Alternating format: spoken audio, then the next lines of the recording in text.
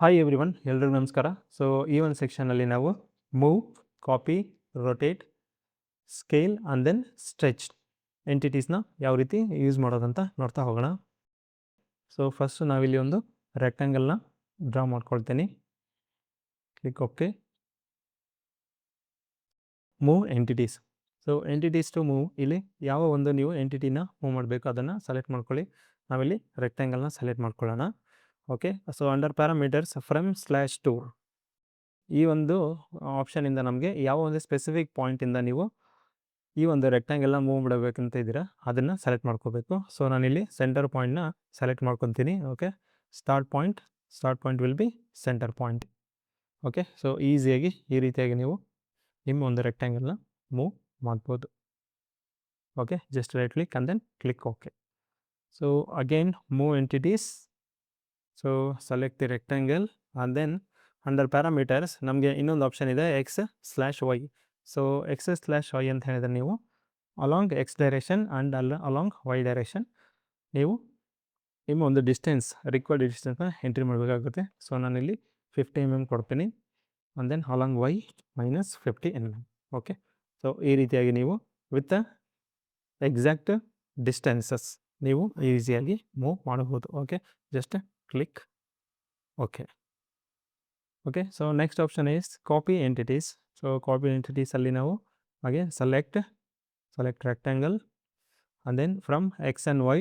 So ಎಕ್ಸಲ್ಲಿ ನನಗೆ -50, ವೈಯಲ್ಲಿ ಇನ್ ಕೇಸ್ 50. ಓಕೆ, ಸೊ ಈ ರೀತಿಯಾಗಿ ನೀವು ವಿತ್ ಡೈಮೆನ್ಷನ್ಸ್ ಈಸಿಯಾಗಿ ಕಾಪಿ ಮಾಡ್ಬೋದು. ಸಪೋಸ್ ಫ್ರಮ್ /2 ಅಂತ ಹೇಳಿದರೆ ನೀವು ಯಾವುದಾದ್ರೂ ಒಂದು ಸ್ಪೆಸಿಫಿಕ್ ಕಾರ್ನರ್ ಪಾಯಿಂಟ್ನ ಸೆಲೆಕ್ಟ್ ಮಾಡಿ ಆ ಒಂದು ಕಾರ್ನರ್ ಪಾಯಿಂಟಿಂದ ಈಸಿಯಾಗಿ ಕಾಪಿ ಮಾಡ್ಬೋದು.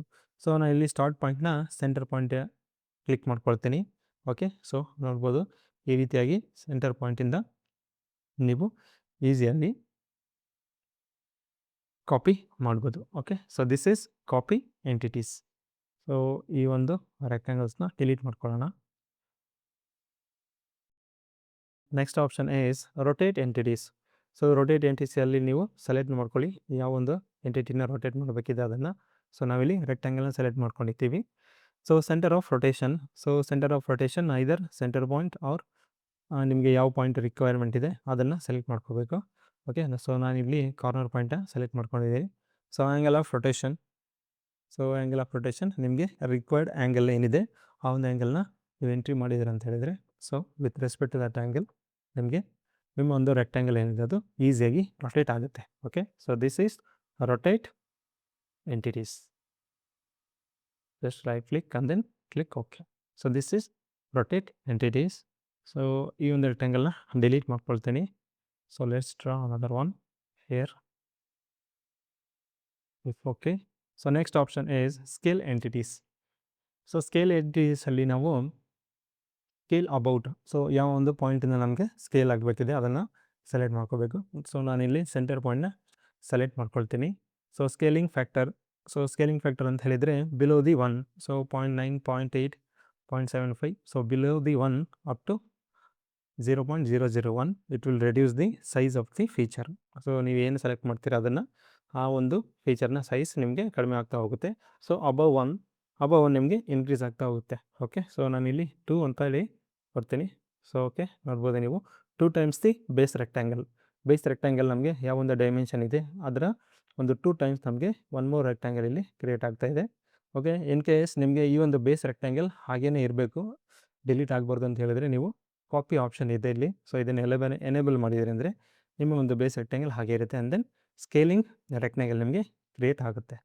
ಇನ್ ಕೇಸ್ ನೀವು ಈ ಒಂದು ಸ್ಕೇಲಿಂಗ್ ರೆಕ್ಟ್ಯಾಂಗಲ್ ಏನಿದೆ ಇದು ಇನ್ಕ್ರಿಮೆಂಟಲ್ ಆರ್ಡರಲ್ಲಿ, ಸಪೋಸ್ ನಿಮಗೆ ಒಂದು 5 ರೆಕ್ಟ್ಯಾಂಗಲ್ಸ್ ಬೇಕು incremental of scaling factor 2.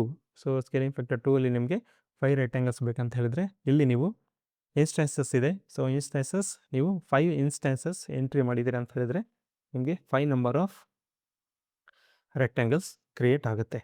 Okay, so this is scale entities. Okay, so ಈಸಿಯಾಗಿ ಈ ರೀತಿಯಾಗಿ ನೀವು ನಿಮ್ಮ ಒಂದು ಸ್ಕೆಚ್ನ ಸ್ಕೇಲ್ ಮಾಡ್ಬೋದು. Okay, so Ctrl Z, click OK. So again scale entities. Okay, so scale ಅಲ್ಲಿ ಒಂದು ರೆಕ್ಟ್ಯಾಂಗಲ್ ಸೆಲೆಕ್ಟ್ ಮಾಡ್ಕೊಳ್ಳೋಣ. Scale about centre point. So ನಮಗೆ ಇಲ್ಲಿ 1 ಇದೆ. ಸೊ ಬಿಲೋ 1 ನೋಡೋಣ ಇವಾಗ. ಸೊ 0.8 ಅಂತ ಕ್ಲಿಕ್ ಮಾಡ್ತೀನಿ. ಓಕೆ, ಸೊ ನೋಡ್ಬೋದು ನೀವು 0.8 ಅಂದರೆ below the 1 will reduce the size, above the 1 will increase the size. So instances number of copies ನಾನು 2 ಕೊಡ್ತೀನಿ. ಓಕೆ, ಸೊ ಈ ರೀತಿಯಾಗಿ ನೀವು ಇನ್ಕ್ರೀಸ್ ಅಥವಾ ಡಿಕ್ರೀಸ್, ಸೊ ನಿಮ್ಮ ಒಂದು ಡ್ರಾಯಿಂಗ್ ಏನಿದೆ, ನಿಮ್ಮ ಒಂದು ಫೀಚರ್ ಏನಿದೆ ಅದರ ಒಂದು ಸೈಜನ್ನು ನೀವು ಇನ್ಕ್ರೀಸ್ ಮಾಡ್ಬೋದು ಅಥವಾ ಡಿಕ್ರೀಸ್ ಕೂಡ ಮಾಡ್ಕೋಬೋದು using scale entities. Okay, so ಇದನ್ನು ಕಂಟ್ರೋಲ್ ಸೆಡ್. ಓಕೆ, ಸೊ ಈ ಒಂದು ಮಿಡಲ್ ಲೈನ್ನ ಟ್ರಿಮ್ ಮಾಡ್ಕೊಳ್ಳೋಣ. Trim. So next option is stretch entities. So stretch ಎಂಟಿಟೀಸಲ್ಲಿ ನೀವು ಕಂಪ್ಲೀಟ್ ಒಂದು ಸ್ಕೆಚ್ನ ನೀವು ಸೆಲೆಕ್ಟ್ ಮಾಡೋಕ್ಕಾಗಲ್ಲ. ಓಕೆ, ಸೊ ಯಾವುದಾದ್ರೂ ಒಂದು ಫಿಕ್ಸ್ಡ್ ಪಾಯಿಂಟ್ನ ನೀವು ಹಾಗೆಯೇ ಬಿಡಬೇಕಾಗುತ್ತೆ. Okay, with that fixed point ನೀವು ನಿಮ್ಮ ಒಂದು ರಿಮೈನಿಂಗ್ ಸ್ಕೆಚ್ ಏನಿದೆ ಅದನ್ನು ಈಸಿಯಾಗಿ ಸ್ಟ್ರೆಚ್ ಮಾಡ್ಬೋದು. ಸಪೋಸ್ ನನಗೆ ಇಲ್ಲಿ ಈ ಒಂದು ವರ್ಟಿಕಲ್ ಲೈನ್ ಏನಿದೆ ಇದು ನನಗೆ ಫಿಕ್ಸ್ಡ್ ಆಗಿರಬೇಕು. And then these 2 horizontal lines and then this vertical line. So ಈ ಒಂದು 3 ಲೈನ್ಸ್ ಏನಿದೆ ಇದು ನನಗೆ ಸ್ಟ್ರೆಚ್ ಆಗಬೇಕಿದೆ ಅಂತ ಹೇಳಿದ್ರೆ ನಾನು ಈ ಒಂದು 3 ಲೈನ್ಸ್ನ ಸೆಲೆಕ್ಟ್ ಮಾಡ್ಕೊಳ್ತೀನಿ. ಸ್ಟ್ರೆಚ್. ಸೊ ಸ್ಟ್ರೆಚ್ ಅಬೌಟ್ ಈ ಒಂದು ಪಾಯಿಂಟಿಂದ ಸ್ಟ್ರೆಚ್ ಆಗಬೇಕಿದೆ ಅಂದರೆ ಈಸಿಯಾಗಿ ಈ ರೀತಿಯಾಗಿ ನಾವು ಸ್ಟ್ರೆಚ್ ಮಾಡ್ಬೋದು. ಓಕೆ, ಸೊ ನಿಮಗೆ ಯಾವ ಒಂದು ಪೊಸಿಷನಲ್ಲಿ ಬೇಕು ಆ ಒಂದು ಪೊಸಿಷನಲ್ಲಿ ಸ್ಟ್ರೆಚ್ ಮಾಡಿ just right click and then click okay. Okay, so ಈ ರೀತಿಯಾಗಿ ಮಾಡ್ಬೋದು. ಇನ್ ಕೇಸ್ ನೀವು ಒಂದು ರೆಕ್ಟ್ಯಾಂಗಲ್ ಡ್ರಾ ಮಾಡ್ಕೊಂಡಿದ್ದೀರಾ, ಈ ಒಂದು ರೆಕ್ಟ್ಯಾಂಗಲ್ನ ನೀವು ಸ್ಟ್ರೆಚ್ ಮಾಡಬೇಕಿದೆ ಅಂತ ಹೇಳಿದರೆ, ಸೊ ಸ್ಟ್ರೆಚ್ ಈ ಒಂದು ರೆಕ್ಟ್ಯಾಂಗಲ್ ನಿಮಗೆ ಸ್ಟ್ರೆಚ್ ಆಗಲ್ಲ, because this is A symmetrical rectangle. So ನಮಗೆ ಇಲ್ಲಿ ನೋಡ್ಬೋದು ಕನ್ಸ್ಟ್ರಕ್ಷನ್ ಲೈನ್ಸ್ ಇದೆ. ಸೊ ವಿತ್ ದೀಸ್ ಲೈನ್ಸ್ ಈ ರೀತಿಯಾಗಿ ಕನ್ಸ್ಟ್ರಕ್ಷನ್ ಲೈನ್ಸ್ ಇದೆ ಅಂತ ಹೇಳಿದರೆ ಅಥವಾ ಸಿಮೆಟ್ರಿಕ್ ಆಗಿದೆ ಅಂತ ಹೇಳಿದರೆ ಅದನ್ನು ನೀವು ಸ್ಟ್ರೆಚ್ ಮಾಡೋಕ್ಕಾಗಲ್ಲ. ಸೊ ನೋಡೋಣ ಇಲ್ಲಿ. ಸೊ ಈ ಒಂದು 3 ಲೈನ್ಸ್ನ ಸೆಲೆಕ್ಟ್ ಮಾಡ್ಕೊಳ್ತೀನಿ. Stretch about this point. Okay, so ಇಲ್ಲಿ ನಿಮಗೆ ಆಪ್ಷನ್ ತೋರಿಸ್ತಾ ಇದೆ, selected items cannot be transformed in this sketch because this is symmetrical rectangle. Okay, so ಈ ಒಂದು ಕನ್ಸ್ಟ್ರಕ್ಷನ್ ಲೈನ್ಸ್ ನಾವು ಟ್ರಿಮ್ ಮಾಡ್ಕೊಳ್ಳೋಣ. ನಾವು let's try stretch entities, select these 3 lines, select the point.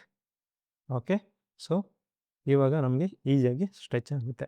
Okay, so stretch ಮಾಡಬೇಕಿದೆ ಅಂತ ಹೇಳಿದರೆ ನೀವು ಯಾವುದೇ ಒಂದು ಸ್ಕೆಚ್ನ ಮೈನ್ ನೀವು ಅದು ಸಿಮೆಟ್ರಿಕಲ್ ಆಗಿದೆಯಾ ಅಥವಾ ಯಾವುದಾದ್ರೂ ಕನ್ಸ್ಟ್ರಕ್ಷನ್ ಲೈನ್ಸಿಂದ ಡಿಫೈನ್ಡ್ ಆಗಿದೆಯಾ ಅಂಥೇಳಿ ನೀವು ನೋಡ್ಕೋಬೇಕಾಗುತ್ತೆ.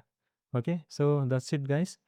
This is about move, copy, rotate, scale and then stretch. So next ಒಂದು ಸೆಷನಲ್ಲಿ ನಾವು ಒನ್ ಮೋರ್ ಸ್ಕೆಚ್ ಟೂಲ್ನ ನೋಡ್ತಾ ಹೋಗೋಣ. ಪ್ಲೀಸ್ ನಮ್ಮ ಚಾನಲ್ನ ನಿಮ್ಮ ಒಂದು ಫ್ರೆಂಡ್ಸ್ ಕೊಲೀಗ್ಸ್ಗೆ ರೆಫರ್ ಮಾಡಿ, ನಮಗೆ ಸಪೋರ್ಟ್ ಮಾಡಿ. Thank you for watching.